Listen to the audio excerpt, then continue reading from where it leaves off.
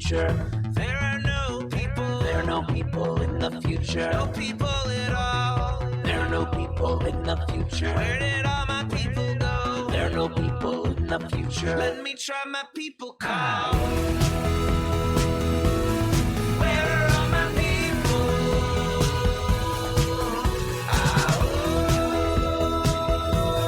Where are all my people? I guess I'll fly away. Hey everybody, welcome. It is Friday, October 15th, 2021. We are halfway through the month. Yes, indeed. Welcome to Raging Chicken's Out to Coop podcast. This is Kevin Mahoney, editor and founder of Raging Chicken. Each week, I talk to the campaign manager for Scott Perry for Prison 2022, Sean Kitchen, about the good, the bad, and the ugly in state and national politics. Yes, we are streaming live on our YouTube channel, and don't forget to smash the subscribe button, like the stream, and hit the bell so you know every time that we go live. And for those folks who are on the stream right now, sorry about the little kind of background talk that got to be heard there. We started up the stream, but then some folks came into the room as they were talking, so I had to kind of delay a little bit, but you probably picked up some of that. Sorry about that. Anyways, on today's show, in what is becoming a ping-ponging of women's constitutionally protected right to an abortion, the conservative Fifth Circuit Court of Appeals upheld a Texas law banning almost all abortions. The decision put the case on a direct pathway back to the U.S. Supreme Court. And in what is sending me kind of off the cliff right now is that Joe Manchin and Kyrsten Sinema say they are ready to tank Biden's Build Back Better plan on the grounds that it's too hard on fossil fuel corporations.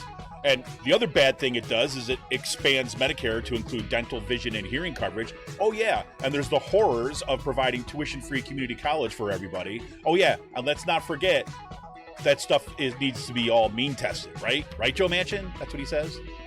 Crazy. At least that's what Manchin laid out, right? Sinema just seems to be pissed that her piece of legislation, the bipartisan fossil fuel infrastructure bill, is not getting voted on first. It's a freaking disaster. Anyways, on the positive part of the ledger, 10,000 UAW workers went on strike against John Deere this week. The strike comes after workers rejected a tentative agreement by about 90%, right, on Sunday. So there was an agreement, the negotiators for the union, basically, okay, this is the best we're going to do.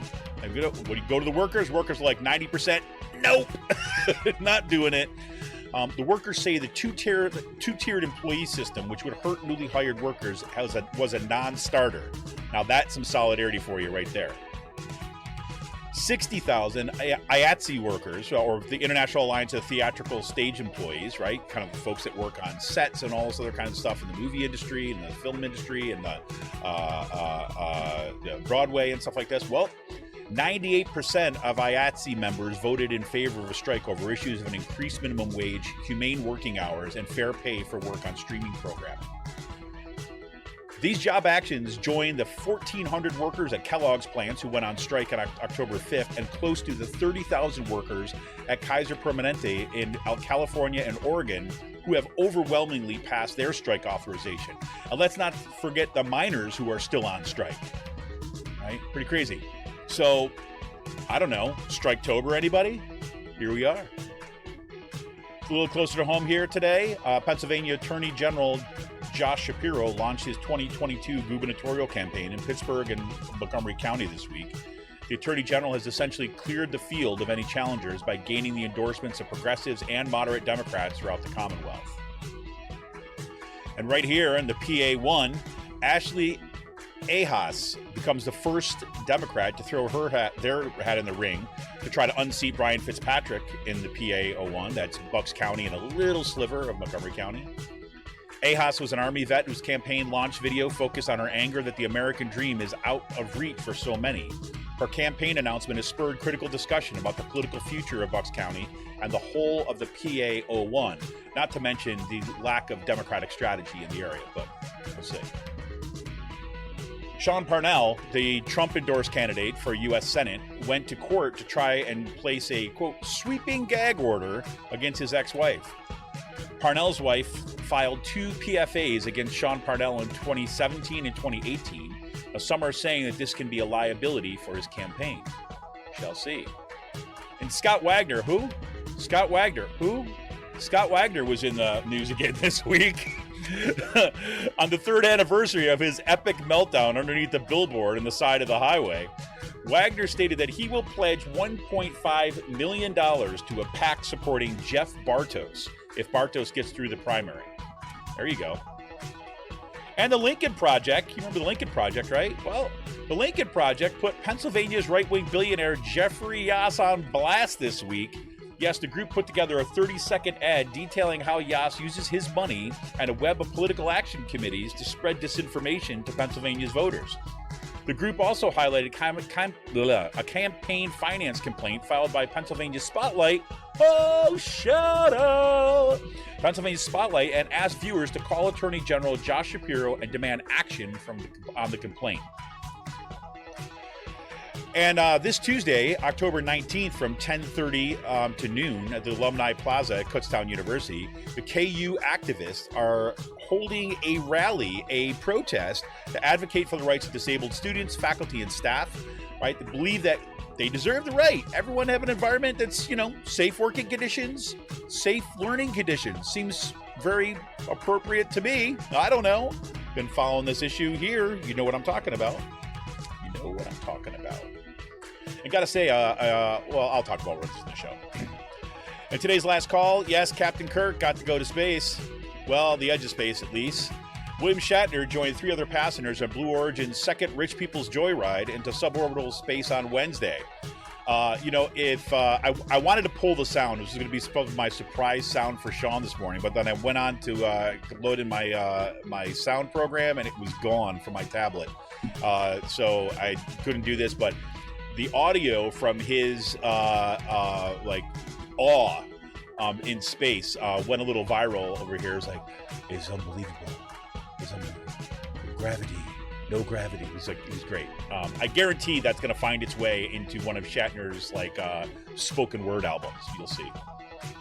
And I got to say, I got to love the show. I've been watching the show, The Dungeon Run, and I'll talk a little bit more about this. Yes, I know it's about Dungeons and Dragons, but the storytelling that's going on there is fantastic. So it's got me through a whole lot of stuff that I needed to get through. So I'm very happy with that. I'll talk a little about that. I want to remind you to tune into The Rick Smith Show. That streams every night on YouTube, Twitter, wherever you get your streaming content. Rick has also got his Saturday show on freespeech.org. He's got newly launched shows on WBAI in New York and KPFK in Los Angeles. Well, you got to make sure you subscribe to everything that's got going on over the Rick Smith Show right now. And my understanding is there's going to be some new news coming soon, too, which is freaking amazing. Head on over to thericksmithshow.com for all the details, and you can follow every one of his shows. It's just great news. And if you haven't already, you must check out the Sisters of the Night Caucus podcast. You can find it on Anchor, Spotify, iTunes, wherever you get your podcast. The amazing PA women stirring the political cauldron behind this podcast rock the house, and they know where the bodies are buried. Spooktober. Make sure to follow them on Twitter at The Night Caucus. That's at The Night Caucus on Twitter. And for all you gamers out there, want to kind of give the shout out to the Game Inn. That's the Game Inn with 2 N's. The Game Inn is a Quakertown-based black family-owned gaming store. They're friends of the show. They've got everything from retro N64s, the latest consoles, video games for all platforms, and loads of collectibles, action figures, Funko Pops, you know what I'm saying. And now that it's back to school, your kids get an A on the report card, send them on over to the Game Inn, and they'll get a discount. Woohoo! For every A on the report card. Check them out on their Facebook page. Follow them on Twitter at The Game In. If you're looking for something hard to find and you just want to see if they got it, shoot them an email at thegameinpa. That's thegameinpa@gmail.com. Special shout out goes to Jonathan Mann, who wrote our intro song, There Are No People in the Future. Check out all his great stuff on his YouTube page and follow him on Twitter at SongAdayMan. It's with 2 N's. That's at SongAdayMan on Twitter. And this coming Monday, October 18th at 7 p.m., I welcome Philly-based investigative journalist Jordan Hopkins back to the show to talk about his latest piece in Unicorn Riot, School Board Disruptions Escalate, funded by conservative dark money.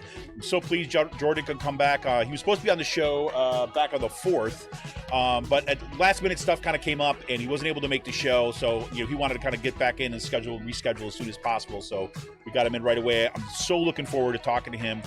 If you've been following Cyril Michaleko's reporting on what's happening in, say, Bucks County and some of the school board races there, you find out what's happening with these dark money groups that are kind of like spreading money out for these school board races.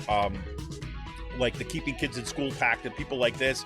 Well, you know, here, what we see with Jordan Hopkins in his piece, he basically tracks the money, right, behind all these movements. It's pretty freaking an awesome piece of work. I can't wait to talk to him on Monday. It's October 18th at 7 p.m. Look, if we want a progressive future, we need progressive media. Support Pull No Punches, homegrown progressive media today by becoming a patron of this show, Raging Chicken, for as little as $5 a month.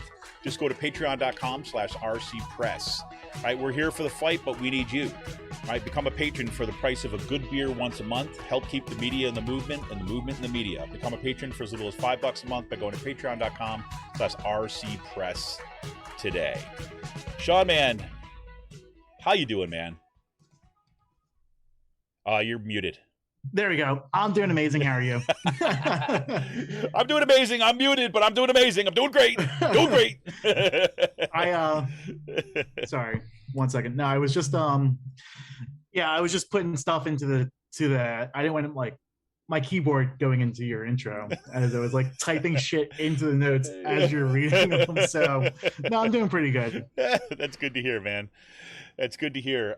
You know, I think middle of October is well, you know, it's proving to be kind of quite some time. So it's. Are you talking about the weather, or I don't know what I'm talking about, to be honest with you. I'm like, you know, I seriously, you know, the weather's been. I mean, you know, like this weather the past week, like not like yesterday and today, but like that 10 days of just straight up cloudiness. Like it really got me. Yeah, and then also like, I mean, I took one of my air conditioning units out, so like for me, it wasn't like. It was cool, but it was like a damp coolness. Yeah. So it was just like the whole entire, like my apartment was just like getting like musty or like that, like I hear you. That dank, like, you know what I mean? Yep. I hear you. I had like basically, I was on the verge of a sinus headache almost every single day, right, for like a week and a half. And it just like, it tanked me, right? I mean, I was like, you know, I mean, I've said this enough now that you'll know this, but like, you know, I'm on the verge of quitting my job like every other week, you know. I mean, so it's like, you know, but it was like, it was particularly bad, you know. And especially, you know, I wasn't planning on talking about this. Like, I just wasn't, not like it's something to hide or anything like this, but it's like, you know, I was actually had a colleague of mine who I've actually mentioned on the show, not by name because whatever. But it was kind of took me by surprise. What was it, a couple of weeks ago, last week or something? This colleague of mine who's normally like this super upbeat kind of like, you know, like person, was just like, yeah, I think I'm done. This is too much. I wonder, like, yeah, I mean, like, I wonder how many people are hitting that point. Like, you know what I mean? Yeah. I think quite a bit. I mean, you know, you saw the reporting. I didn't put this in the show notes, but, you know, the reporting that came out looking at the unemployment rates and stuff. And when they dug down into that data, they're finding that, you know, a lot of people they don't want to go back, right, under the conditions in which they were working, right? And it's not because that they're, you know, and some of it has to do with like, okay, look, I don't have childcare. And so my kid who might be forced to come out of school again, I'm not going to start going on here. And plus I'm not going to go be treated like crap like I was, like, you know, for years and years. And so I'm going to look for something else that I'm going to take my time doing it. And I understand that is more often, well, it's actually not that true in some of the numbers, but I mean, a lot of times that whole idea is, well, let me see if I can really find myself. I recognize the privilege that comes with being able to say that, right? Being able to kind of say like, okay, I'm going to be able to, you know, work off my savings for a bit or something like that. But then there's a lot in that, some of that data, they found a lot of people that are particularly not going back to work are on the low wage end of things. I mean, yeah, I think we're seeing it right now, especially in the restaurant industry. Like, you know what I mean? Mm-hmm. Like, you know, you go out to a fucking bar or restaurant right now, you can't get service anywhere. It's not like it's the workers' fault. Like, would you, honestly, I mean, I spent like years of my life working in the restaurant and like service industry. Like, when I left Pizza Boy, told myself, I'm never going back there again. Like, I don't mean Pizza Boy, but like never going back. Well, yeah, but like never going back to like the service sector again. Like, I know people who like just up and left this restaurant industry this past year with COVID and are taking like other types of jobs, like doing stuff that's just like, maybe like still like lower wage, but like not as stressful. I mean, like deal with that shit and all. Yeah. Like it's no, I don't blame people. Like, you know what I mean? I guess we're talking about the happy stuff, like it's like all the strikes that are going on. Yeah. That are coming up. I mean, it still feels like, COVID might be on the downswing. We don't know, but people are predicting, public health experts are thinking that this should be the last serious wave of That's what it looks like. And if you look at like, the influenza epidemic in the 19, like it had like 3 or 4 waves. Yep. So like, hopefully like this is the last wave, but like, I feel like we still have a societal reckoning. Yeah. Like we're still like living through a reckoning of our society right now. Like, yeah. And I mean, I just don't know like if there's any other way to go around it. I agree. There was this piece that was in the Atlantic back in May, I think, and it was about somebody was mentioning it again in one kind of Twitter thread this week, and was in kind of connection to some of these unemployment numbers, and was talking about the impact that COVID has had on kind of workers, where kind of what you said, what reminded me of that is what you just said about the reckoning, right? And that was kind of like the thrust of what was happening here, is that a lot of people were impacted by COVID in the sense, like kind of this having a break in the kind of routine and the assembly line of kind of your everyday life, and having these kind of moments of reflection and finding it incredibly difficult to kind of gear up to go back. And what they were, arguing, some of these kind of like health professionals were saying, like, this whole idea about this rush back to normalcy is probably going to be even more detrimental to that, to the workforce as a whole, because it's going to feel like a complete denial of the experience of the past year and the previous ones in there. And so a lot of people are just going to say no. And, it felt, I needed to hear that this week and kind of reread that article in part, because I am not the same person that I was before COVID. I can tell you that right now. I would say the same thing here. I mean, like, I felt like, for me, like, it feels like I've gotten more despondent, distant, like with things, like just not like caring, checking out politically with things, like, especially with not just with COVID, but like the stuff last year. Like, I don't know how you like it for me, like it, I don't know how you like get through that. Right. Like, I mean, with, the reopen movements, the insurrection, stop the steal, like all that stuff. And it's just like, it's a grind, but like, I'm fortunate enough to have a job where I've been working from home for the past few years now. Like I've been, COVID didn't affect me in the way like that portion of COVID, didn't affect me in a way where it affected a bunch of others. And I mean, like, talking to my mom about this, like she said she will never, I mean, she looked at this past year as a blessing. I mean, she spent the whole entire year with her 2 grandkids. Yeah. Like, you know what I mean? Yeah. Like, that's probably something she'll never be able to get back. So, no, I mean, it's just like, it's, sorry, I'm getting a little emotional now too on my end, but no, it's like all this stuff that's just popping up. Like, you know what I mean? Yeah, I hear you. And it's like, I think that, how would I put this? There's a certain kind, I don't want to go like all like existential or something like this, but I mean, it's like, there's a certain degree. I think for me, what has been extraordinarily difficult has been, in the midst of like the pandemic, which is kind of like objectively like apolitical. You know what I mean? I mean, it's like, it's a virus, right? And you have to kind of say people need to respond to it. And then to see these kind of layers of response of like, on the one hand, like, the outright denial stuff is just like, that's broken something in me, just in terms of like the trust that I would just carry around with me in general.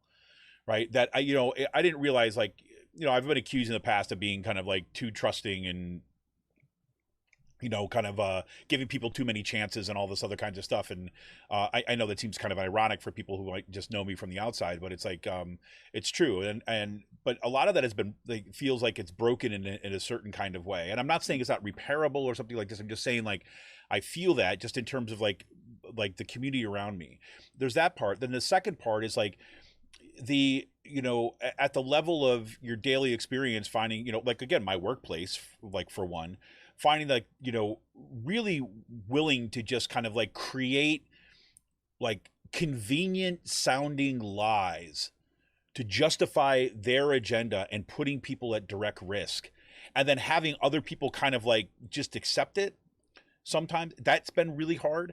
And then at the macro level, like we were talking a little about this before the show tonight, or today. The lack of a corresponding kind of militant response, right, from our political, both statewide and kind of national, from our political kind of realms has been wild. And I'm talking about like Democrats here, like primarily what I mean, because I know that people on the ground, people are fighting really, really hard in a lot of different ways. But it feels like the movements are going to have to gear up, because I mean, it makes it hard to like have faith in these people, especially right now with all this reconciliation crap going on. Yeah, I mean, like, this stuff that's going on. I mean, what the fuck do we have to say about it at this point? Like, you know what I mean? Like, it's just there's all this going on. I mean, and then also like the fact that like you're expecting people to just like boom, all right, back to work. When I think like this past year has taught people like, no, most of your jobs are bullshit. Yeah. Right. Like, exactly. I mean, and I said this at the beginning of the pandemic, and people were just like, oh, you can't say that because we have to work for a living. And yeah, that's true. But like your job is a bullshit job for the most part. Like 90% of the jobs, like, there was an article, I think, with like local here in Harrisburg, Rite Aid is moving their headquarters from Camp Hill to Philadelphia. And, the CEO who was commuting from Virginia Beach to Camp Hill on a weekly basis for this job basically was just shitting on Camp Hill, which, I'm not going to do that in here because probably got some people listening. But no, I mean, she made a point saying that like 80% of the workers don't want to go back to the office at our corporate office. Just like, okay, well, we're just going to like move to Philly and like we'll accommodate everyone to like work remotely if they want to, for the most part. Like, I mean, like, I feel like that's also the part. Like, I had 1-2 office jobs, maybe like an internship and like with Rick, and then working with Rick. But like, when you're in the office for like 8 hours a day, you're not working 8 hours a day. You're lucky if you're working like 3 hours a day.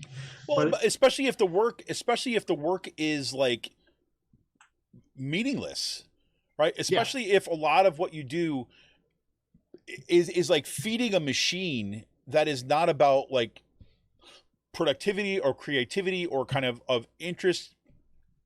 And I don't mean like the whole kind of say this whole knowledge economy garbage, but there's a reason why. I remember reading these statistics years ago where they talked about one of the careers that has the lowest level of suicide, right, is the folks that work in construction, right? And the reason why they were saying that is even though it can be an incredibly like demanding and brutal job at times, right? But you got to see the fruits of your labor. Right. So you actually kind of created something. Right. And then you did this thing. And in the end, you could point to that building, right, or that house or whatever it might be as a product of that.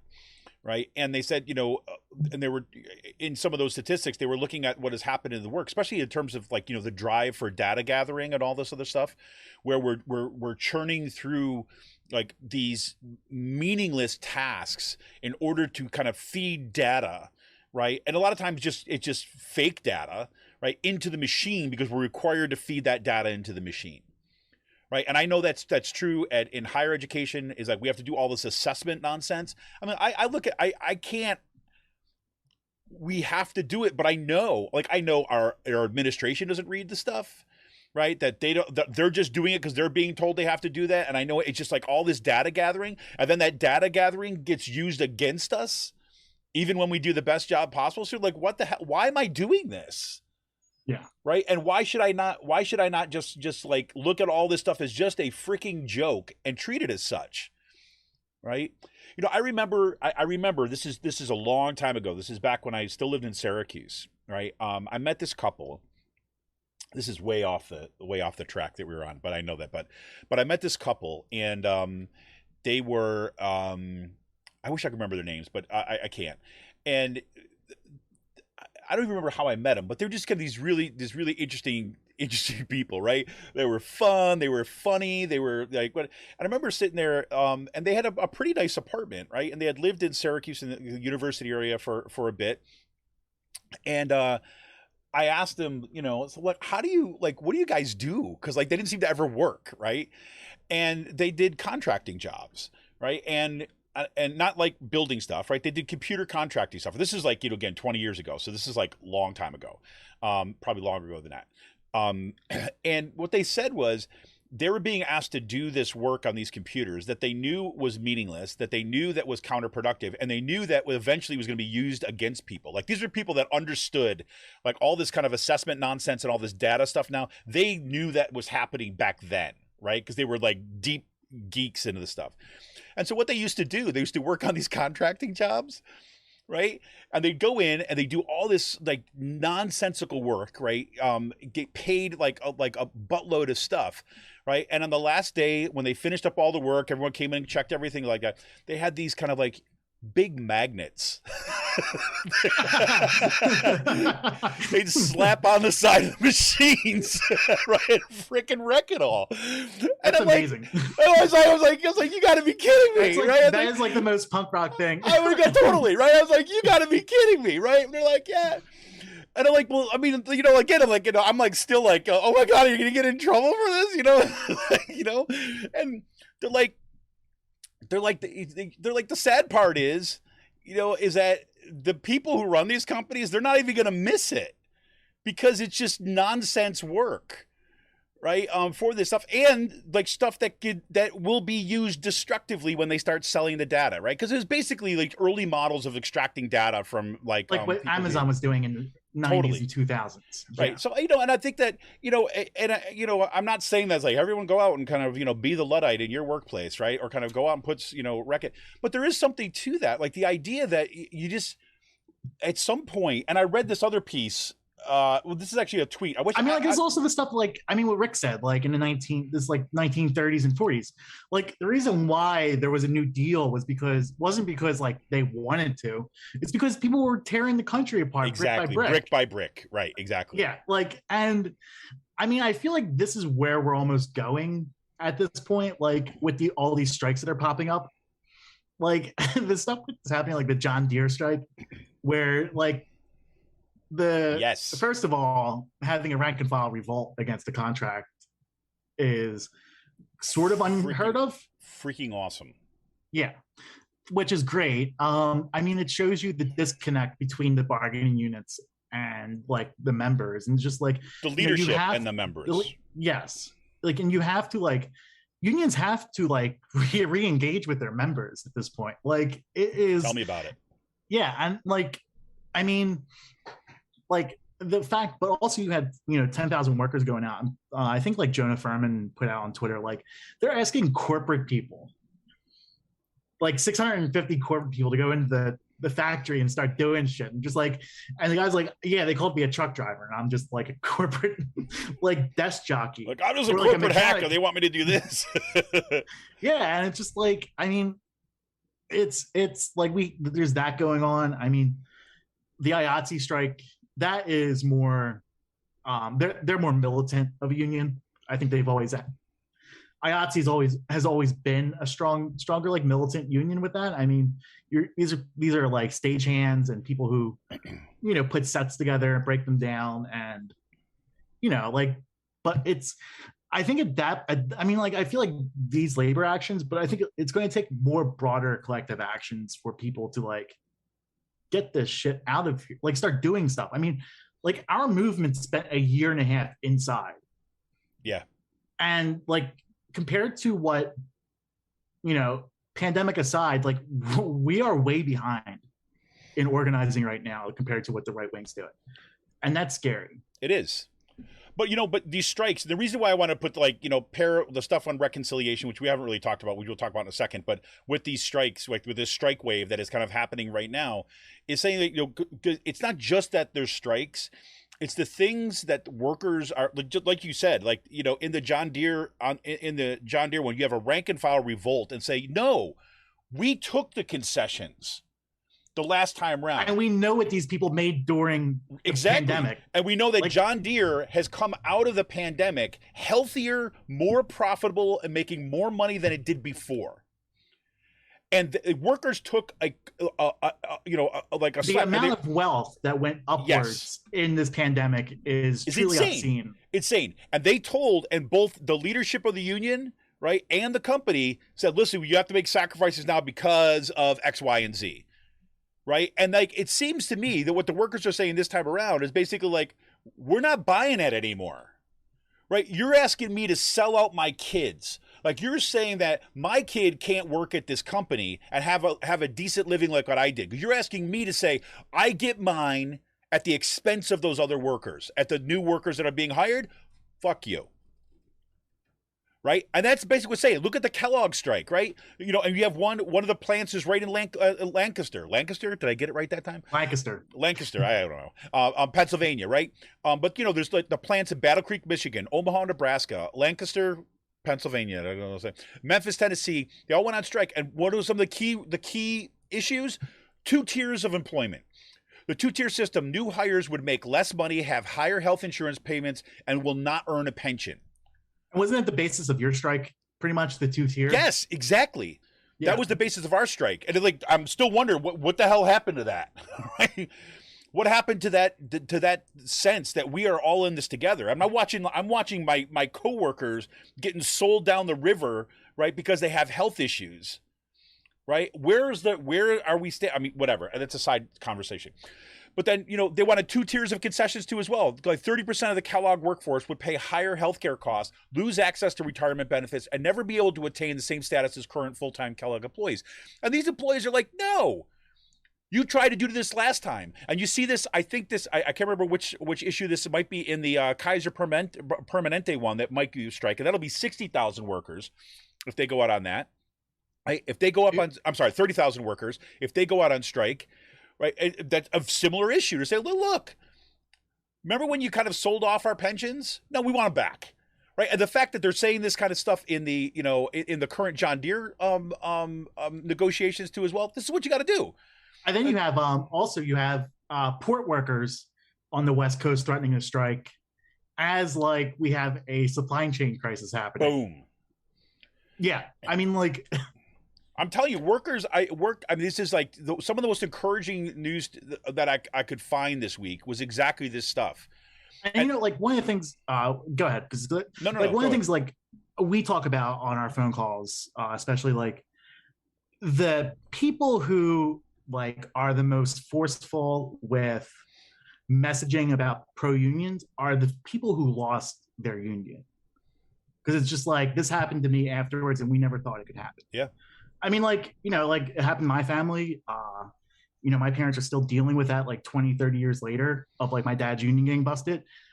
It's finally, but you have these people just saying, no, fuck it. You know what I mean? No, we want more and we're going to get it. Yeah. And it's just at some point I think we're hitting a tipping. I'm feeling down about shit now, and I have been for the past few weeks and just checked out with the political stuff. But at some point there's going to be a backlash. You know what I mean? And I feel it's just going to be bigger than these strikes. I agree. And I think that, you could see. You're sending people back to jobs they hate. Well, that's exactly. You think about here you go, with the reconciliation bill. You want to send parents back to work, but there's no universal pre-K, or there's no universal daycare, which is things that they wanted, what Manchin is calling a welfare state. Yep. Using that takers and makers argument. I mean, it's incredible. I mean, what he's saying right now. I mean, seriously, you know. I mean, the disconnect. I mean, like, there's the climate stuff, but the disconnect in that bill with like the stuff that is needed to get people back to work is in the bill that they're holding up. That's exactly it. And the fact, look, you're going to be. I mean, I'm so glad to see that you had a protest outside of Manchin's daughter's house, right? And because they made money, who should be going to jail. Going to jail, absolutely, right? And so, but you know, to see people getting up, because like what kills me, right? You talk about West Virginia, which is one of the poorest states, right? That people, and we know, had been disproportionately hit by the OxyContin pandemic, or you know that epidemic. Sorry, right? So you have that, and he's saying that like one of the problems he has with voting for this, right, is because it expands dental, vision, and hearing coverage to Medicare. And you're going to basically tell people in your state who are relying upon this, right, basically say, yeah, I don't think it's a good idea that you have access to dental. When it's a freaking stereotype about people in your state about losing their teeth. I mean, think about that. Yeah. And if that's not, and I don't know, you know, how to get that through, right? And I have a hard time understanding. I mean, the fact that my dad has to pay for hearing aids because they're considered a cosmetic. It's incredible. Yeah. Yeah. Oh, I'm sorry. You got to pay a couple $1,000 to get your teeth fixed because it's a cosmetic. Like, it's not your health. Well, and this, you know, and I was thinking about this too as well. You know, and this is, this came through some discussions I had with some students who were talking about student debt and things like this. And you know, it's part of that thing. That's another thing. We went the past year and a half without paying student loan bills. Do you think people are going to start paying them in January once? Exactly.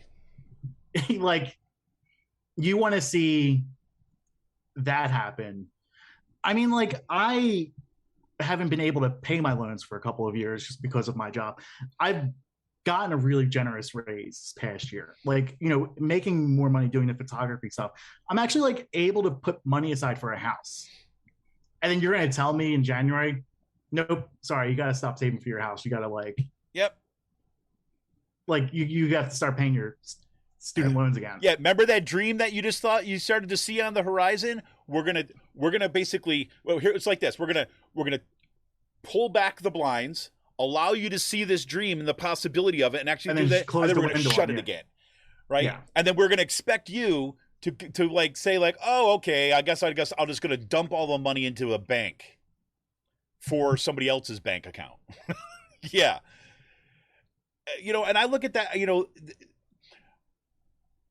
My gut tells me that people have eventually just have to say no. And I think that's what's going to happen soon. I'm hoping so. Like, you know, and I think that there was I wish I could pull up the tweet. I was trying to pull it up before, but this is kind of what got me on this train this week is like, you know, I was reading all the stuff for freaking what Manchin and Sinema are doing, and they're going to potentially wreck like Biden's Build Back Better bill, which again, look, I don't care what the hell is the name of the bill, but the fact is the things that absolutely have to happen were in that bill, right? And it was already a compromise. And to see that kind of being like halved or like cut into a third of its original thing right now is gonna make me lose my freaking mind. So the thing is like everything was kind of there and ready to go, and then we're seeing it just kind of fade away. And people are going to be in a situation in which, like, you say, well, maybe we should just start saying no, right? Maybe it's like what it's going to take is for people to say, you know what? I'm not doing it anymore. I'm not playing your game anymore.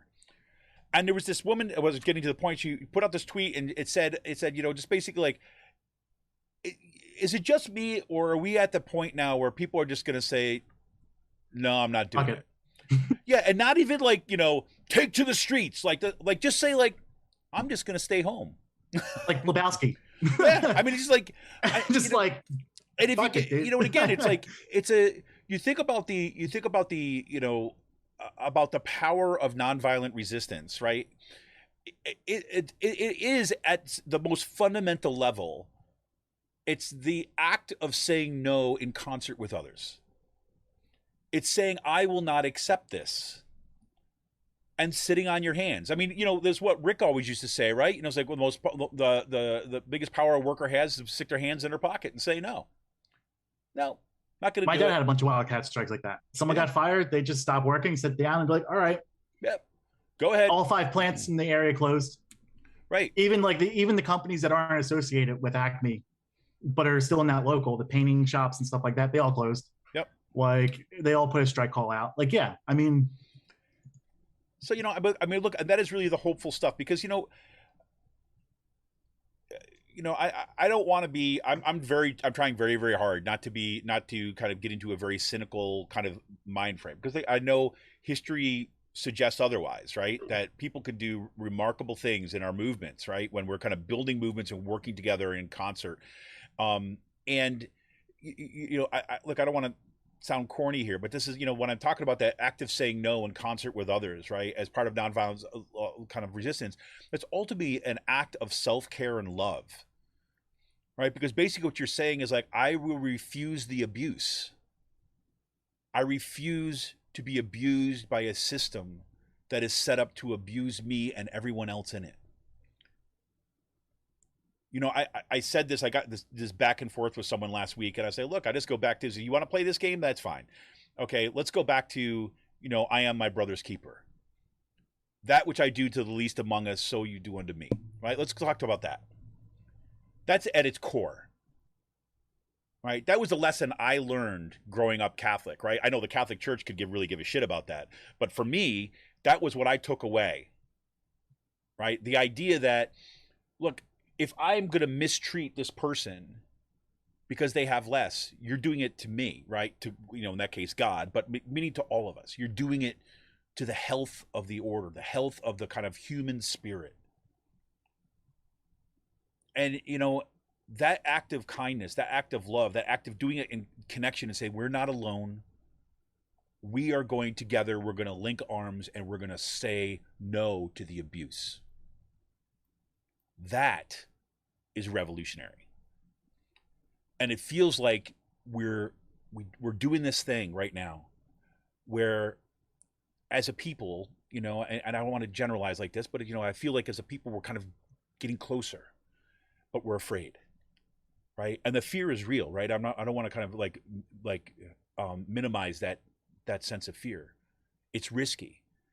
Like, when I think about, and I put this in my own word, when I think about, like I said, quit my job every other week, right? The idea of kind of not having that income, right, is scary, right? But I also know, right, the struggle that I have right now is I also know that my university is set up to do harm to the kind of work and passion I have for higher education. And so it's that back and forth all the time. So, I mean, that's just it. And I see what's happening, with this reconciliation bill, which is designed, we have this moment of hope and watching two selfish corporate fucks tank this. That has got to be, in my mind, like, when you get up, you light you light the fires on top of the mountains to signal that that's it. All right, it's go time. That's it. I mean, like, yeah, this is like, I mean, if there's never a point where, where we live in an oligarchy, I think like this is it. Like, You know what I mean? And also like this past year, I think what people really still aren't saying, just like, we're at this point because of like the influence dark money has in our political system, not just like with this bill, but also like the massive amounts of misinformation and disinformation spread about the pandemic. You have these think tanks set up in every state around the country that have been putting out like misinformation and disinformation on like everything from like workers' rights, people were surprised when Larry Elder came out and said they want a $0 minimum wage. Like, no, that is an actual like policy position for these think tanks in every state around the country. For people who like actually follow politics, like, it's my job, but like for people who actually do that, like that is not a crazy idea. Like that is like that is what they believe. That is a core value of that. Like their core value is like a $0 minimum wage.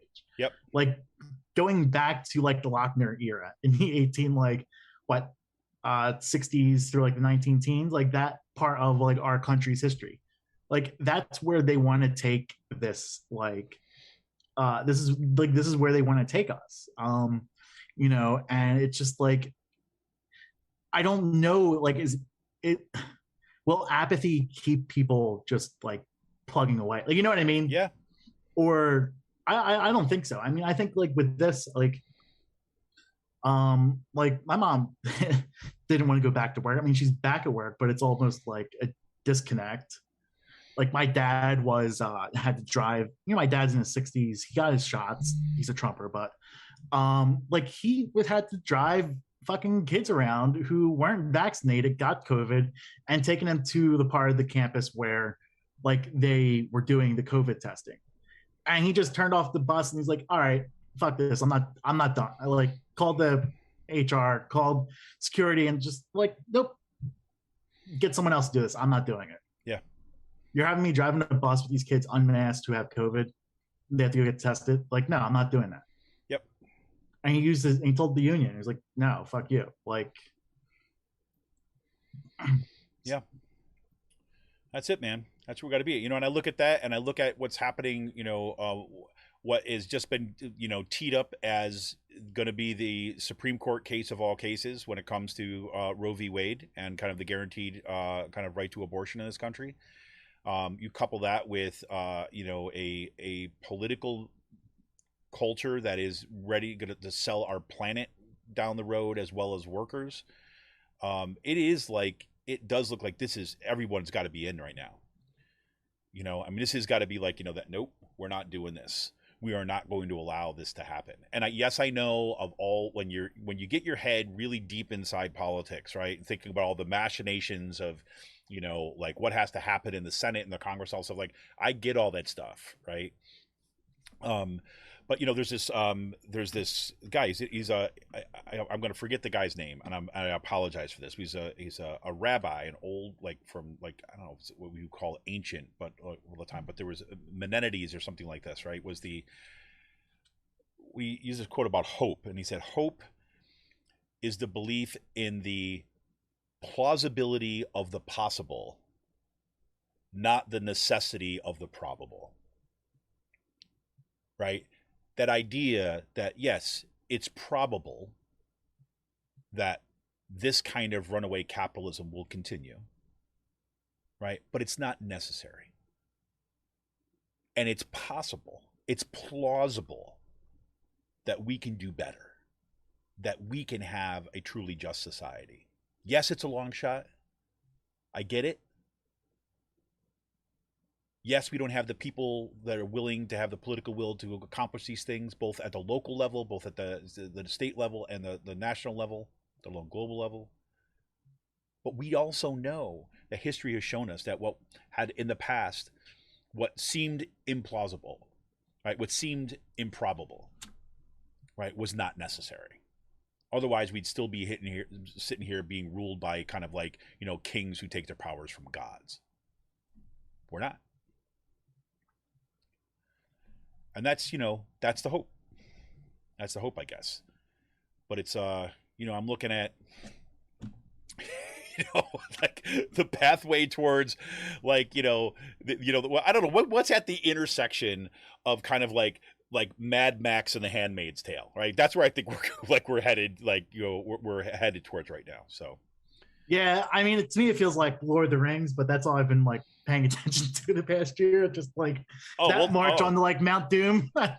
Yeah, I'm ready for that, man. We're going to talk a little about D&D in today's last call too. So that's got that's what I feel like. Got my vicious mockery for all you D&D players out there right here. So I thought that was a fitting shirt to wear today.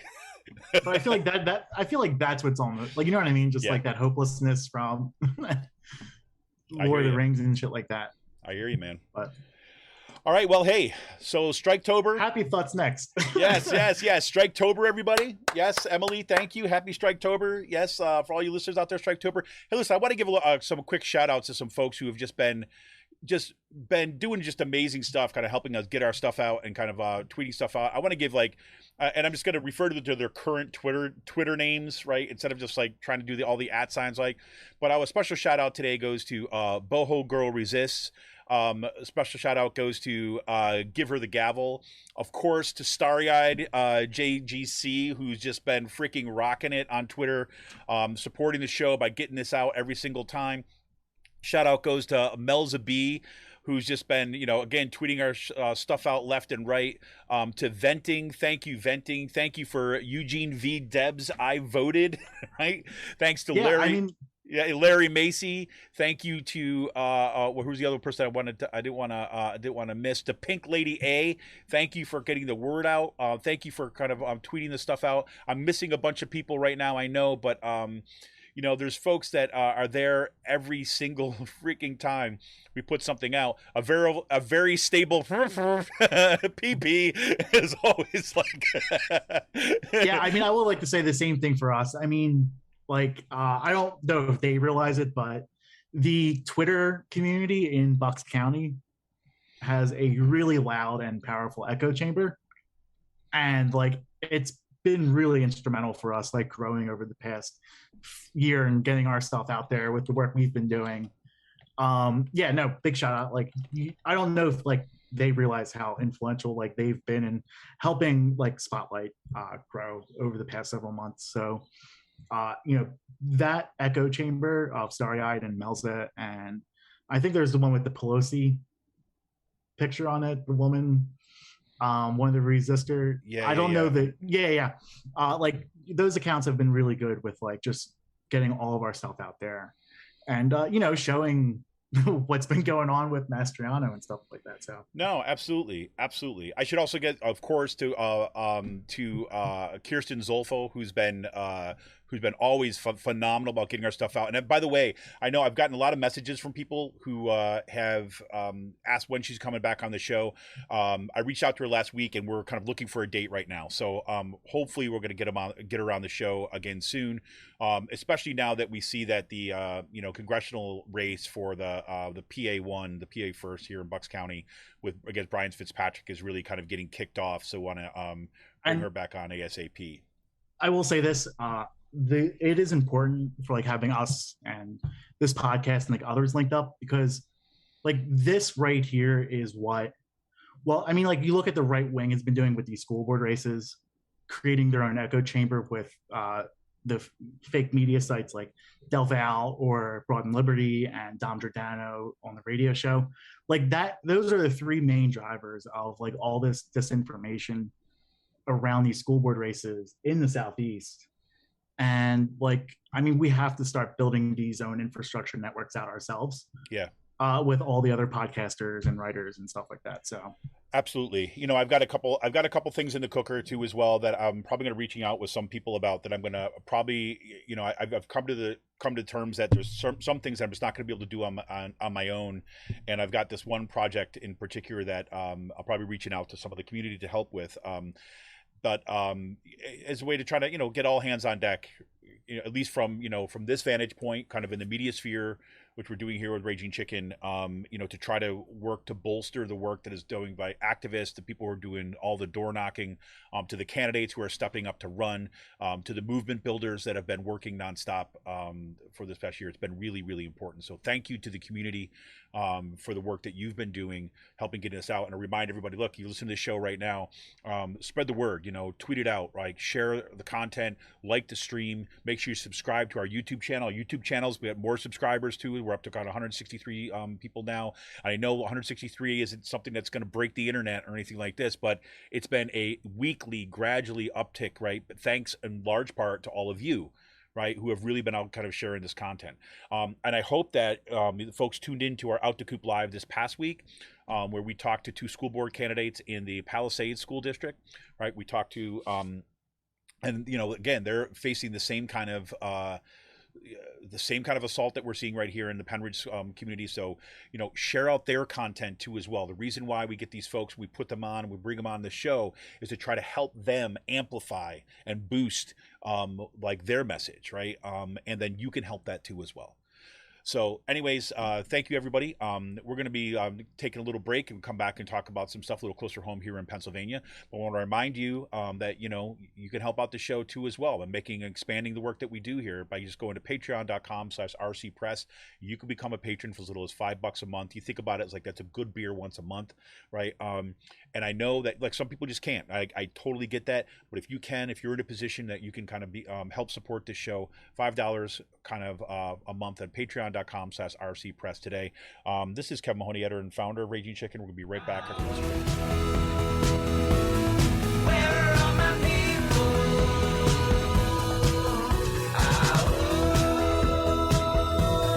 Where are my people? I'm Rick Smith, and this is Labor History in 2. On this day in labor history, the year was 1990. That was the day that President George H.W. Bush signed the Radiation Exposure Compensation Act. Worker safety at the Nevada nuclear test site had been sacrificed during the Cold War era, as the United States rushed to keep pace with the Soviet Union's nuclear arsenal. The result was an increase in cancers, including leukemia, from workers being exposed to deadly radiation. For more than a decade, these workers tried to get Congress to pass legislation for compensation for radiation sickness. Uranium miners from states including Nevada, Utah, Arizona, New Mexico, Colorado, and Wyoming also joined the effort, filing a suit against the government. The courts ruled against the workers, ruling that national security needs trumped the safety of workers. Democratic Representative Wayne Owens from Utah sponsored a bill to give the workers compensation. In a statement carried by the New York Times, Representative Owens called the bill, quote, an apology to those people and their heirs on behalf of the government and the American people that were subjected and sacrificed for the Cold War nuclear weapons.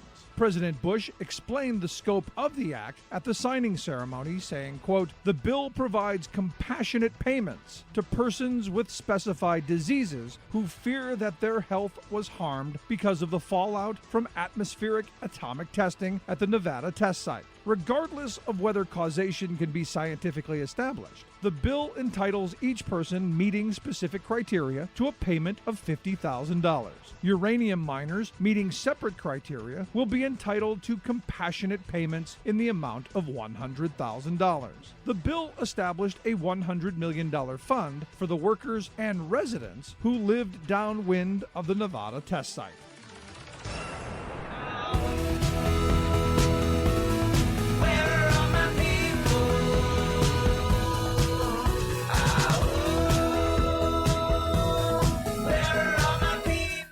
Welcome back. This is Kevin Mahoney, editor and founder of Raging Chicken, here once again with the campaign manager for Scott Perry for Prison 2022, Sean Kitchen. And we're going to dump into I think I want to keep this name around for a while. Yeah, I like it. We kind of, it's been a big week in Pennsylvania, right? So it's like the official kind of launch of the electoral system. And kind of the top of the ticket, we saw Josh Shapiro this week, Sean. Yes. Surprising no one. Josh Shapiro has announced his run for 2022. Earlier this week, he was in Pittsburgh and then went over to Montgomery County in Abington, where he's from. And I mean, it's not surprising. It's definitely an interesting road Shapiro's taken to get here. Shapiro was one of the brokers that in 2006, with the Democrats in Pennsylvania, or 2008 with the Democrats in Pennsylvania having a one-seat majority, brokering in power and putting the Republican Denny O'Brien in as House Speaker for that term, because and if you look at it, both leaders, Prezell and DeWeese, ended up going to jail within a couple of years, either through like Bonusgate and Computergate. But I mean, like, Shapiro has a really long political track record. I mean, Roxbury has footage of on the House floor in 2006 as mayhem is breaking loose when DeWeese wasn't going to get the House seat. And also, like, it's been in, because like after this, Shapiro failed to get DeWeese out of leadership, and once you go for the king, must not miss, like in your caucus. And, that sent him down this path of getting out of the House, going into the county commissioner seat in Montgomery County, bringing like one of the first majorities to Montgomery County ever, in that wave, and then going on to the Attorney General's office. I mean, it's kind of an extraordinary, like, I'm looking at my like 15-year run with this. Like, you know what I mean? Yeah. For him to get to this point. So, yeah, I mean, it's not surprising. Everyone knows he has these ambitions and has higher ambitions. And like, I mean, he did a job with getting everyone in line for this. Well, so do you think, and to do it before, like, to effectively clear the field before he even like announced his campaign? Well, that was going to be my question. Is like, so I mean, does this effectively clear the field? Right. Of any serious, like serious? Yes. You definitely think? I mean, like, yeah. I mean, if one of the things, you can say what you want with Shapiro, but no, like one of the things with I thought was really good with his launch video, especially like him, Malcolm Kenyatta's launch video. They are not letting January 6th go away. Yeah. Like, and he looks like he is going to campaign on that the Republican Party is the party of insurrection in 2022, which I think is one of the winning messages. He's also going to be campaigning hard on supporting women's rights, supporting abortion access, which again, like, Roe v. Wade is effectively dead at this point with the Supreme Court. Like, I mean, yeah, we're down now, but like, hopefully these are drivers that get people out and motivators. So it'll be interesting. Well, and we should say this too as well, is like, this is why, I mean, especially when you're talking about Roe v. Wade, you're talking about protection or access to abortion, right? Is that is all the more critical, the state races, right? I mean, again, obviously you want to make sure that everyone in the country like has these same rights, but here in Pennsylvania, right, you got, I mean, let's plan for a bad decision on Roe v. Wade in the Supreme Court. That means everything gets kicked down to the states. It doesn't mean that it eliminates it in the states. It means that the states are going to be where the action is at that point, right? That's where the movement is going to have to happen. So we at the very least, ensure that you've got someone at the top of the ticket that's a Democrat that's going to be a kind of supporter of women's rights, supporter of abortion, overtly, right? Not kind of like in some sort of freaking like wishy-washy, mealy-mouthed Democrat kind of way, but overtly campaign. No, he is. Yes. Definitely like going to 100% campaign on that full-throatedly.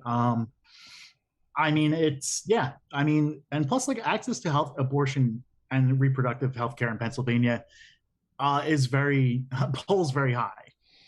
Yep. Like, I mean, so, in the campaign video, you saw Ed Gainey endorse him. You saw other endorsements from like, people right, left, and center of the party. Yeah, I mean, like he effectively tied everything down. And, I kind of don't really like that there's not going to be a primary because, they're for accountability reasons. But he's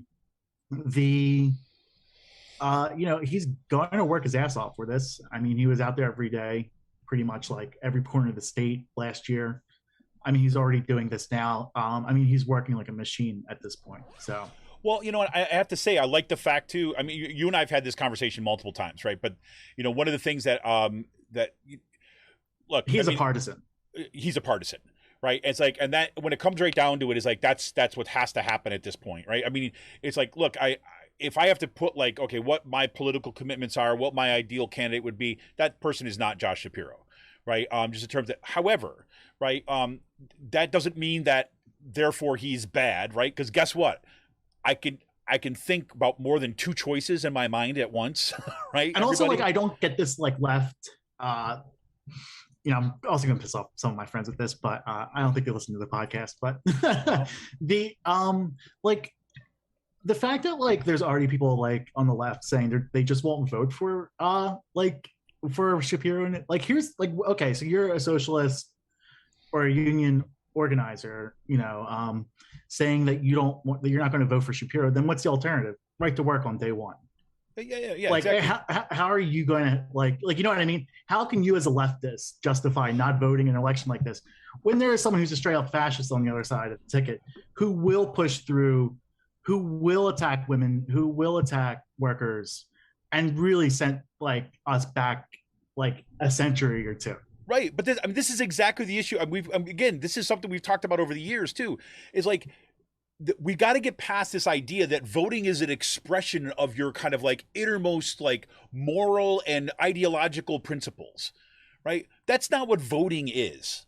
That's what organizing is. That's what your daily work is doing. Voting is about, here's your series of choices and you're picking the one that is going to do the least damage at the very least, right? And I'm not talking and that has that gives the best possibility for further work. Right?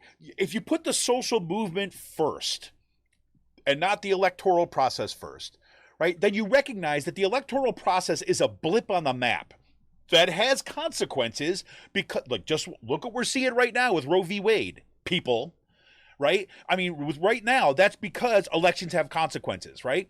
It doesn't mean that we have to kind of like fall in love with our candidates and put up some sort of ideological purity test. Right. And this, what drives me crazy. Look, I can understand to a certain degree when people are doing the organizing work on a daily basis and looking to build a movement from the ground up. Right. And then get frustrated with this and want to take that. Look, again, everybody's going to have their own. I get that when they're frustrated, say, no, I'm not going to vote for these people because they're working against what I'm trying to do. OK, but still, I think that's not the choice I would make. Right. But what bothers me the most is folks that are just sniping about it.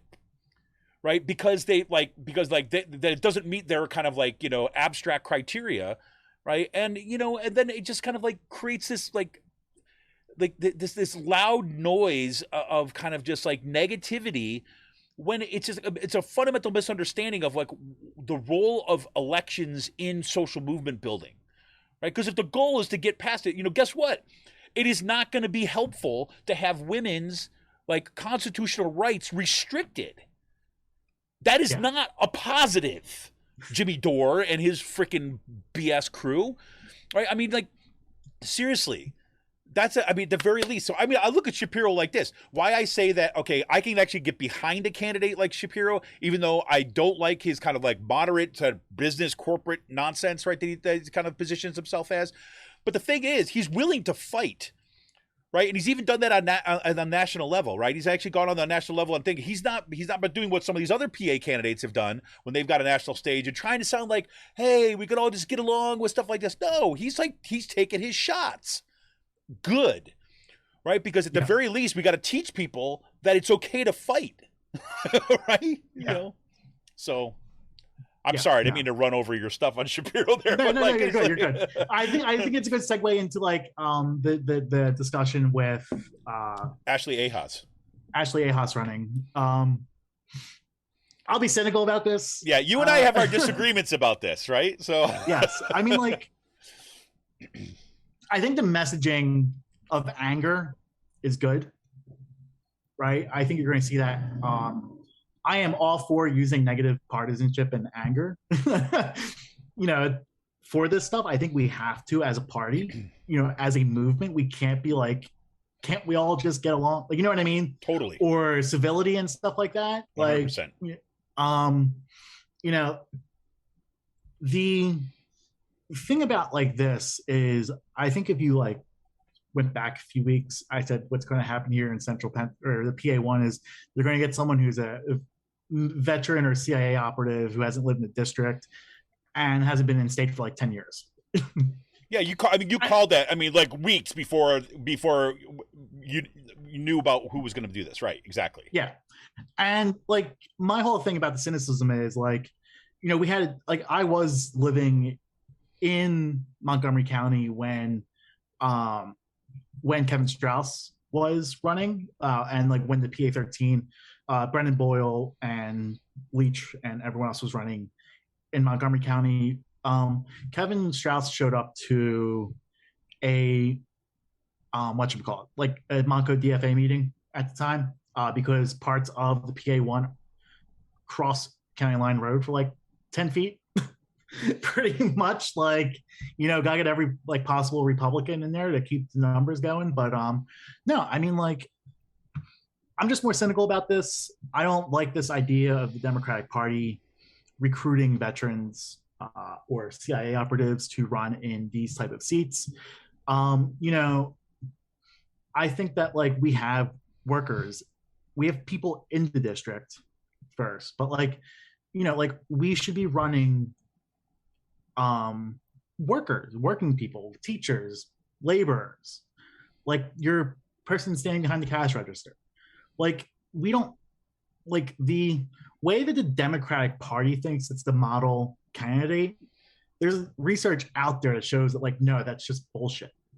Right. Like stop it with this model candidate stuff and like run actual ordinary people. But I mean, like all that, but I mean, like that's where I'm at. So I'm glad. Right. Go ahead. Sorry. I'm glad that there is like this anger in it. I think there has to be, but no, I mean, like that's pretty much like what I have to say right now. Yeah. So like, okay, so this is my starting point on this, right? So my starting point when I saw, it was funny because Sean, like literally, like I had just gotten saw the tweets on, her campaign launch video, Ashley Ehasz. I saw her campaign launch video and saw some tweets that were coming out from some friends of the show, right? And I was like, okay, let me go check this out. This okay. Now we got it's up and running here in the PA first, right? And I'm all in. We need to get Brian Fitzpatrick the hell out, and we need to break this cycle about the way things have been for a long time because Bucks County is like we've got our problems here. So and it came out, and I was like, this video wasn't what I expected, right? I kind of was like, Sean had kind of primed me with the, they're gonna pick a veteran and CIA operative, they're gonna fly in for that kind of stuff. So I was kind of like, so okay, I could see that happening. I don't see wasn't hearing any other buzz about other candidates that were out there and so on. So that didn't surprise me 100%. When I looked at the video in terms of its messaging, right, a few things kind of stood out for me that I thought were really important, right, in terms of a campaign with Fitzpatrick, is that in the messaging, at least in that video, one, as Sean was just saying, anger is foregrounded, right? It said that I'm angry, we're angry, and then look at what these other people did. And she's going to be running, it looks like to me, also on that insurrection, right? You got the images in there which are kind of pointing to like what these people did. Right, these people kind of attacked what's going on. We cannot put up with, and layering that with like crushing student debt, right, and with the lack of kind of like the access to the American dream. And I know everybody runs on that, but whatever. But it was her affect, I think, was really, really effective in that campaign. Now we'll see how this plays itself out, because we know a lot of times when you get candidates that come from the outside, and especially if they've been recruited, and I don't know the background at all, right, in terms of like, matter of fact, I've reached out to her campaign to see if we can get her on the show, right? So I think that would be a really interesting conversation to kind of hear a little bit more about, okay, how she came to this decision to run for running the PA first. And I think that's going to be important to get out there early and not just kind of like run the ads that are going to go out to everybody in the county, but reaching out to those pockets in the movement, right, that are going to be speaking to the activists who are ultimately going to be the one who's going to get the job done. So that's part one, right? Part one is, I think that initial launch video was good, and I better than good, right? I thought it was an excellent way to come out of the thing, right? The fact they had to bleep out her saying, F, right? And I think that was obviously intentional, right? So that's kind of like the affect was good there. What it's going to mean in terms of policies, I've heard a bunch of things of people saying things about background and things like this that I just don't know, right? So I'm not saying they're right, they're wrong, whatever, like I just don't know, right? So we'll see. I mean, we got some time ahead of us here. The second thing that I would say, about I was happy she came out now. Is like part of what the problem here is in Bucks County with Brian Fitzpatrick, because we got to remember it's not just the Democratic Party here, right? Labor unions and environmental organizations have endorsed Brian Fitzpatrick. Right? And they've had a relationship with him, and they have helped him make the case that he's this moderate that works with everybody on both sides. And what when you have the money from the big environmental groups and the money from the like PSEA and other labor unions come in, the money and that stuff, when they say we're getting behind this other guy, this Republican, it drives all the other organizations out. So what it does is it leaves the candidates, right, with very few both monetary resources and people resources. Right. So that's going to be the challenge here. Right. And like, I understand, like, I'm enough of a kind of, I know the inside game well enough to know, like, look, if you're kind of a labor union, your environmental organization, what you're trying to do is you're trying to kind of like see, okay, am I going to be able to get this vote? I'm going to build this. I'm going to do, what do you call it? I'm going to get behind these. I'm going to get behind this guy because the relationships we built and so on and so forth, right? And I'm not even saying that kind of these folks should not go out and, you know, or I'm not saying that they should just go and endorse the other side. Even if I want to be super cynical, I think they should endorse the other side. But whatever, just not make an endorsement. Just wait, right? Don't come out and kind of endorse the candidate right away, right? Say, listen, Brian.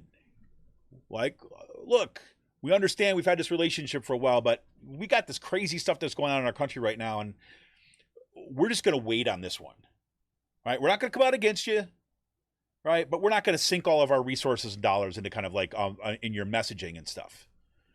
And what that does, that means that right here, we're living in Bucks County, it means those 8x10 sheets of plywood, right, that go up all over the county saying that, you know, this organization, whatever, this quote unquote progressive organization supports Brian Fitzpatrick, they don't go up. Right? Because that's part of the appeal around here. If you're in Bucks County, you know that is part of what happens. Fitzpatrick, farmers for Fitzpatrick. And then you get the organizations that should be mobilizing to increase Democratic majorities in Washington, D.C., right? Their name is going up in support of Brian Fitzpatrick, right? And they got a good game here. So we have to break that cycle somehow. And so this is my concern, right, going forward. It's like, okay, so we know that the money is not there, the organization is not there to go and build out and recruit these other candidates, right? Because the organizations that would be recruiting those other candidates normally have supported the other guy. So then we have this challenge of having a strong candidate and finding funding streams that are outside of those other streams. And my concern, of course, is goes back to what Sean raised from the beginning, is that that money is in these like DCCC pockets and these rich donors. And that is going to suppress the votes long term. Now, I also think that like what needs to happen in Bucks County and other places, like, you know, we need to start, we have to, whatchamacallit? Sorry, I just got a message come through. Like, we have to, you know, focus on building long-term power organizations, like in counties like Bucks County. If we're Dauphin, if we're Cumberland, if we're going to flip these counties and hold on to them, like, you know what I mean? Like, it's just like, yep. Like that's what it's going to take. It's going to take these like we can't just have parents talking on Facebook or like, you know, the resistance groups meeting up. Like there has to be like, you know, everything like that is good and everything. Like I'm not trashing them in any way, but like there has to be money, funds dedicated into bringing all this stuff together and building that movement, and not just have like a flyby campaign like Bucks United or something like that, where it seems like it's just going to ramp down after election day just because they wanted to get row officers elected in Bucks County. I mean, I agree 100% with that. But like, I'll tell you right now, it's like, you know, we've had this conversation multiple times, kind of like offline or kind of online, offline, whatever you want to say. But, you know, the idea is like, look, what's happening right now around these school board races, right? This is my belief, right? So I'll put this out here. It's not just parents talking in Facebook groups, right? These are parents that are seeing what's happening and are using that as one form of communication, but they're doing the on the ground organizing too. Yeah, they're doing the meetups. They're showing funds. Right. There has to be paid organizers in Right. Bucks County Exactly. to keep that stuff going. Exactly. So right now, this is what I'm saying. This is the opportunity, right? So, but then the question is, where's the money coming from? Right? If it's paid organizers and stuff, who's going to fund those things? Right? Because look, as somebody who's been doing a show like this now since 2016, I think is when we launched the podcast, right? 2011 is when we launched Raging Chicken, right?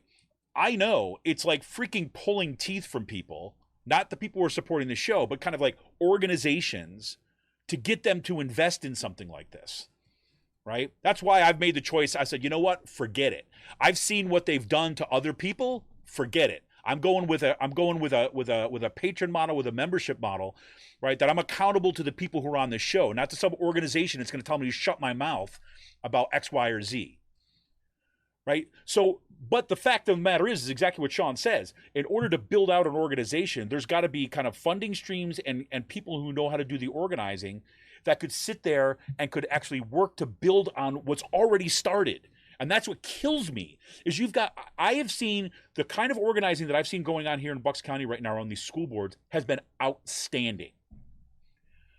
But there's no infrastructure, right? Because, I mean, this is like the Democratic Party, let's face it, Democratic Party in Bucks County. It seems like it's a social club. It's a social, yeah, I mean, it is not a functioning entity that is capable of doing that organizing. And so if we recognize that as a truth, right, then the this question is where, is, like, your the alternative? followers, this is where, like, again, like, you have Kristen's also, Melza, like, this is where they can use their influence in getting people to run for these county committees. Because let's face it, county committee votes are next year. Like, state committee and county committee are next year, with the gubernatorial primaries coming up. Mm-hmm. So, I mean, like, we're talking about out here in Dauphin County, I'm looking to get on the ballot for my county committee, and run against the person who frankly just doesn't really care about the county politics. Yeah. Which is just like, again, it's like that social club aspect. And then state committee elections are next year too. Yep. Like, I have this argument back and forth where, do you want to take over the county party and use that as a vehicle for organizing, or do you just want an outside group coming in and use that, like Reclaim or PA Stands Up and stuff like that? Like there's those arguments, but it's also, you have to get the dead weight out of the party apparatus too. Like, yep. Which means making certain people uncomfortable. Yeah. And it means stepping out of your own comfort zone. Yep. Getting yourself on the ballot, all you gotta do is just get 10 signatures in your neighborhood. But like, that's a lot of, like, that's still a barrier for people to do. Yep. Like, so. No, that's exactly it. And like, so this is what, this is I'll close this out. I know we spent a lot of time on this, but it's like, one of the things I think, look, from what at least the reporting is showing on this, it's saying that there's, Ashley Ehasz is not going to be the last candidate that throws in for the PA to run in the PA first, that there's probably going to be a primary. Maybe that won't play out. We'll see. It seems to be that she's taking a similar tack that Josh Shapiro just took. I mean, it's not a coincidence, I think, in some ways, that they launched like right around the same time. And it clears it up. So, but if what I see is a possibility right now, and here's my most hopeful like sense right now, is that I do think there has to be a significant change in the Bucks County Democratic Party, right? And if Ashley Ehasz is the candidate, right, this is an opportunity to channel those, not from like, let's do what the existing Democratic Party structure does, but actually as activists to get this person elected and get Fitzpatrick out. Because you know what? Winning helps to win more, right? And like the last time round is like, it wasn't going to happen. It was very clear early on. This time round, if she turns out, look, she has been knocking doors. She's been knocking doors with people in the community, right, since the summer, right, to get these other candidates elected. And as a result is kind of meeting some of the activists who are already on the ground there. If she turns out to be a strong candidate, like, this is really an opportunity to use this as a vehicle to funnel our organizing efforts that are already going on, right, to fundamentally change the county party, right, and having that little sliver of probability, right, that it's possible to get rid of Fitzpatrick, right? And we can teach those other organizations who've endorsed Fitzpatrick, we can teach them that there's another alternative. That's my most hopeful sense. And also, I mean, like, look at the candidates that have been running in that district. Exactly my point, like, right? Exactly. I mean, you have Kevin Strauss, Shaughnessy Naughton, whose husband is a campaign consultant, smuggler who should be going to jail. You have Scott Wallace, who was a legacy Democrat with what his grandfather was FDR's vice president, right? The first one, FDR's first vice president. Like, you have, like, I mean, yeah, it's just, we need to do better with, like, building out recruiting candidates. And, like, this is what the right wing is doing. Like, this is why these school board races are so important, because, like, these school board races, people that are going to win these school board races this year are going to be running for the House or Senate next year or in 2024. And by, like, 2026 or 2028, they will be in Republican leadership in these caucuses. Yep. Like, this is I mean, like, this is not a good, like, we're going to have to be cleaning up this shit for years to come because of how good the right wing is at focusing on the local and building a bench and running these candidates everywhere. So yeah, and I think, look, and this is a message to anybody out there who's like, does trainings and things like this. I look at what happened kind of your neck of the woods, right, in Cumberland County, like when Shanna ran, Tara Shakespeare ran, Nicole Miller ran, right? Yes, didn't win those races, right, but built upon a movement and activated a movement and built incredibly strong campaigns.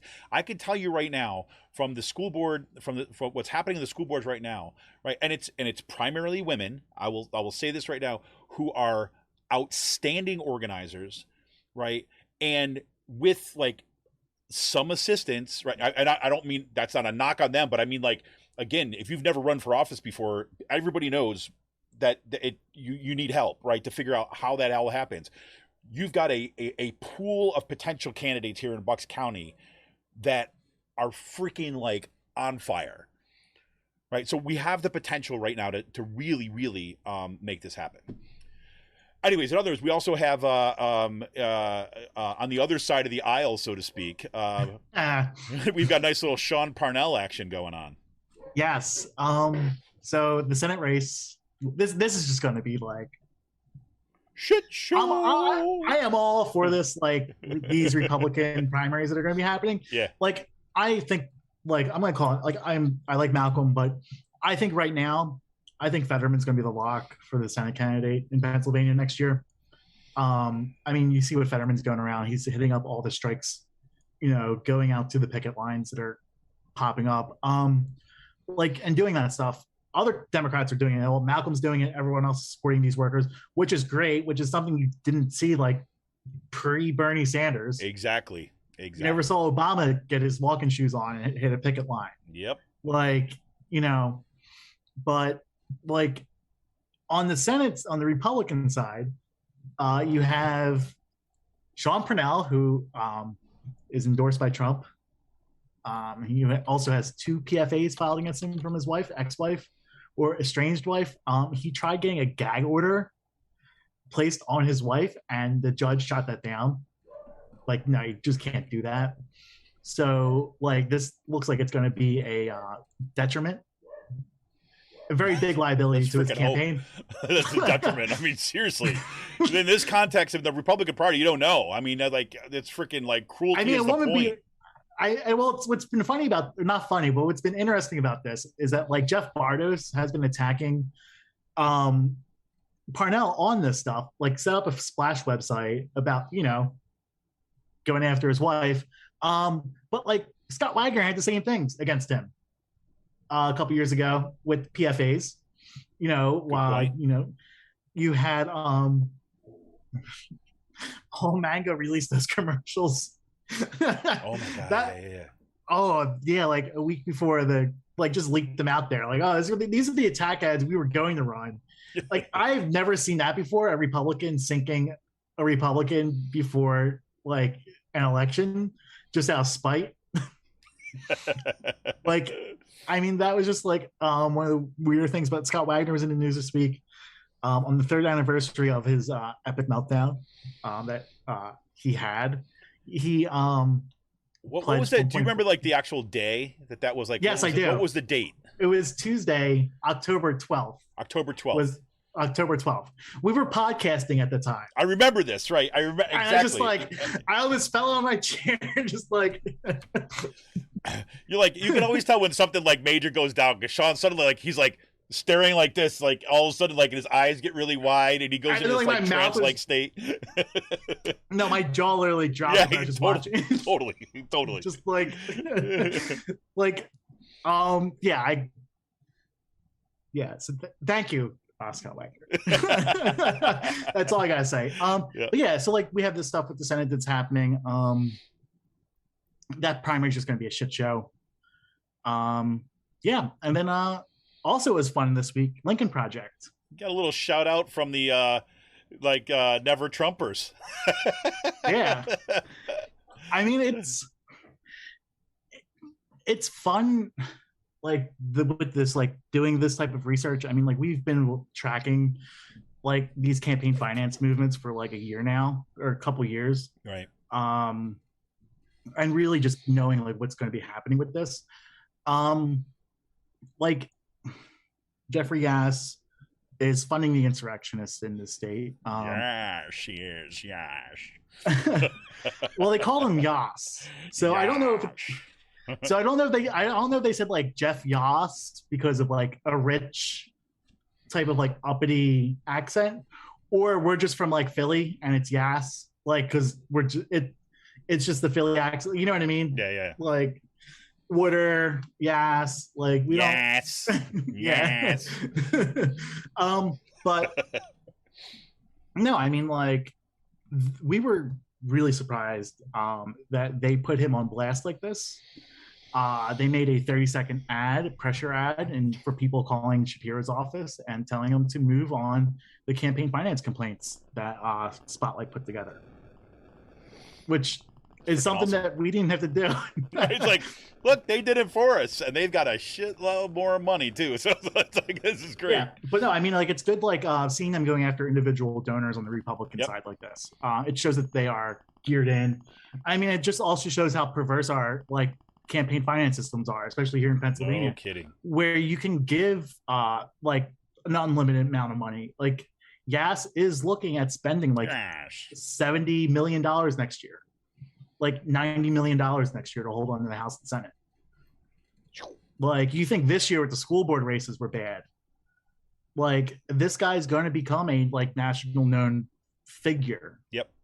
Within the coming months. Yep. So like it was, but it's really cool seeing that. So that was pretty cool. It was a pretty good ad too. I gotta say, you know, I mean, I don't like you know, giving the Lincoln Project a whole lot of airtime. But you know, hey, you know what? They have a platform. Yeah. And I'm pretty sure he is not happy seeing himself on blast like that. No, exactly. Like, I mean, this is someone who's pretty secretive. He is worth $12 billion with a B. Yes, I am. Yes. Like, you know, he made his money as a gambler, professional gambler. He's a mathematician. He made his money pretty much by going to the horse tracks and knowing that if you placed money on every single horse, you would actually walk away with more money than the money you spent. So if you played the odds properly, he gamed out the odds. So where he was just going to like, I think he was also a card counter too in Vegas. And then he applied that same philosophy to his venture capitalism firm. He's heavily involved with the gaming industry, online gaming. Mm-hmm. Like this is another thing that I think is very perverse in our society. The sports betting and that is extremely perverse, and I feel like that's going to have more damage to our society because it's enriching people like Ehasz than like what you realize. So yeah, I mean, this guy's worth $12 billion, and he's going to be spending a shitload of money next year. There you go. Well, hey, he gets a nice to put a little spotlight on that action, if you will. A PA spotlight. But it was pretty funny. Like someone dropped it into a group chat, and we're just like, come on. Did you know that was coming at all, or did they just pull that? Oh, that's wild. It just dropped, and someone posted it in one of our group chats. Nice. I was like, oh, watch them like steal our shit. Like that's my first. Like, hey, here you go. That's what research. But is I mean, they are like known for that. Like, but like thankfully, like we put our logo in the top right corner, and it hit the thing. So. Yep. Fantastic. Well, hey, I got one more thing. Quick thing here is that this Tuesday. Now, you remember we've been following the case of Steve Oros on this program. Steve Oros is a faculty member at Kutztown University who has recent heart transplant. And then basically, long story short, as you know, he was being basically forced by the university to choose between his job and his life. So they're basically saying no, they would not give him an ADA accommodation to teach virtually, even though his doctors have said that could potentially kill him if he got COVID. So they said, nope, sorry, you either you go back into the classroom or you're going to be unpaid for a semester. So that's it. So there's that going on. We know that there's a series of other faculty members and students who have been denied ADA accommodations. KU Activists is a student activist organization at Kutztown University, and they've been kind of posting up stories from students and what they've heard, what these students have heard back from the university and also from some faculty members. They're going to be having a protest on Tuesday, October 19th from 10:30 to noon. That's this kind of like open area of the, or like open time during the day that's set aside for, say, meetings and breaks and that kind of stuff. So it's like they're using that kind of center part of the time over lunch to basically have that. It's going to be at Alumni Plaza in Kutztown, right off Main Street. And they're going to be advocating for the rights of the disabled students, faculty, and staff. And basically making a case, look, we all deserve to have an environment that is safe for everybody. There's going to be some other kind of cool stuff coming out of Kutztown too as well, kind of in the coming weeks, but we'll talk about that when we get there. But if you're in the Kutztown University area and you got some time on Tuesday, October 19th from 10:30 to noon, head on over to Alumni Plaza. That's right off Main Street across from the old main building. And students will be there. It'll be students, faculty, and staff members will kind of will all be out.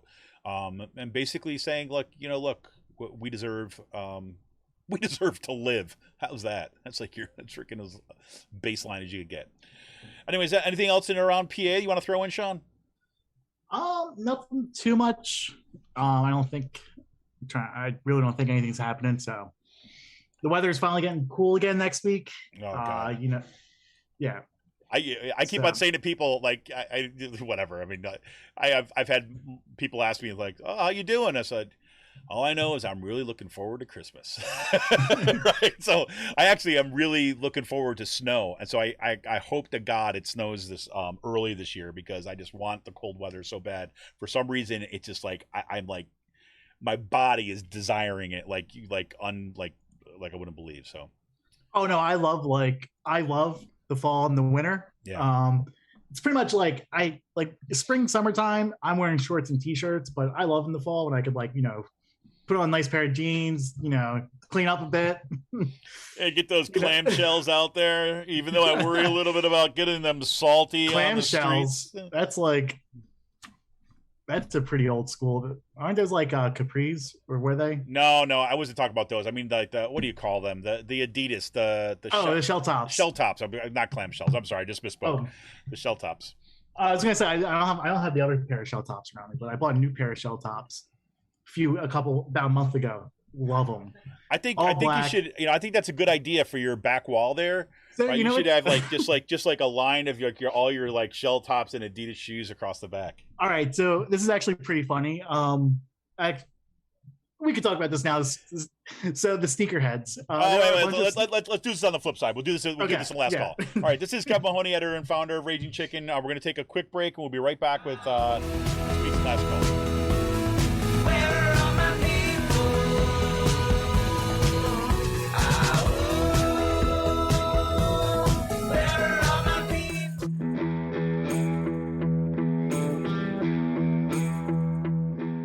This is Kevin Mahoney, editor and founder of Raging Chicken Press.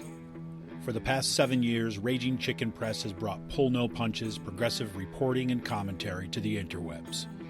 Our long-form investigative pieces, stories that no access journalist wants to touch, or rollicking weekly podcasts strive to advance progressive movements and perspectives rooted in the struggles happening across the country or down the street. We've broken national stories and caused our share of discomfort in the halls of power. If we want a progressive future, we need progressive media. And you can help support Pull No Punches, homegrown progressive media today. Become a member of Raging Chicken Press for as little as $5 a month. Simply go to patreon.com/rcpress and choose your membership level. We need to make sure to keep the movement in the media and the media in the movement. Best way you can do that is to become a member of Raging Chicken today by going to patreon.com/rcpress. Thank you for your energy, your encouragement, and your support. Keep up the fight.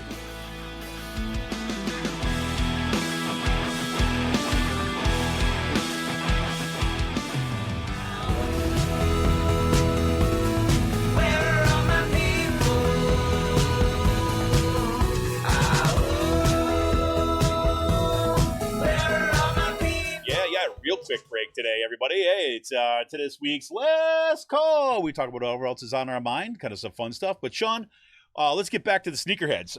The story that you started. My burgeoning sneaker collection.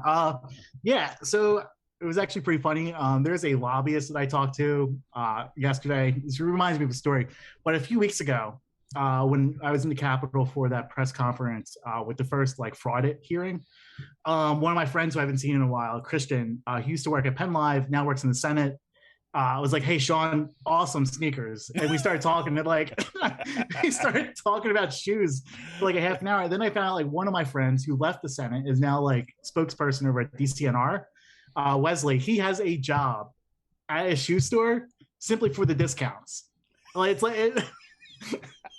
is literally like that.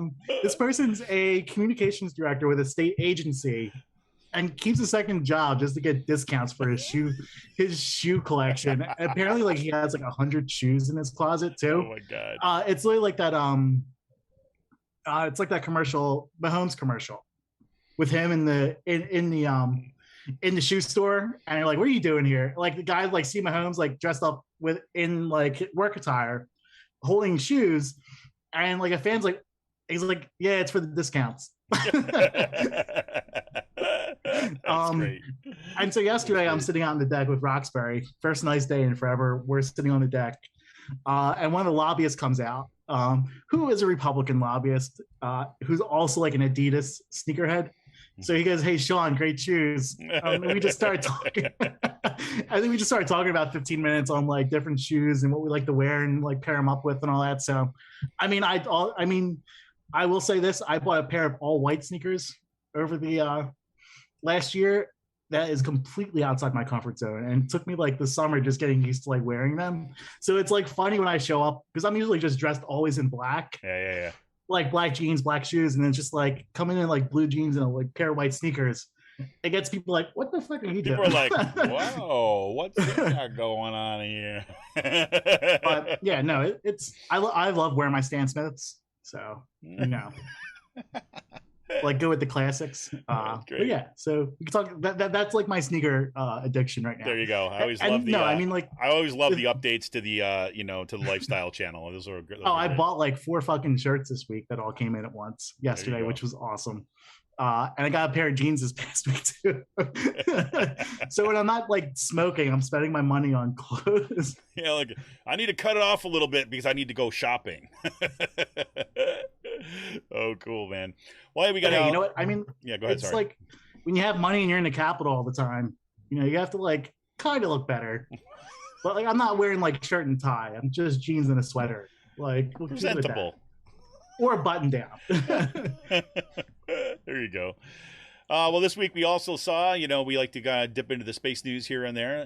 Of course, we had Captain Kirk, a.k.a. William Shatner, was one of the latest in a crew of 4 that went up on the Blue Origin's kind of rich people joyride there. And yes, the PP rocket kind of took out another crew of people with nothing better to do with their money up to the edge of space.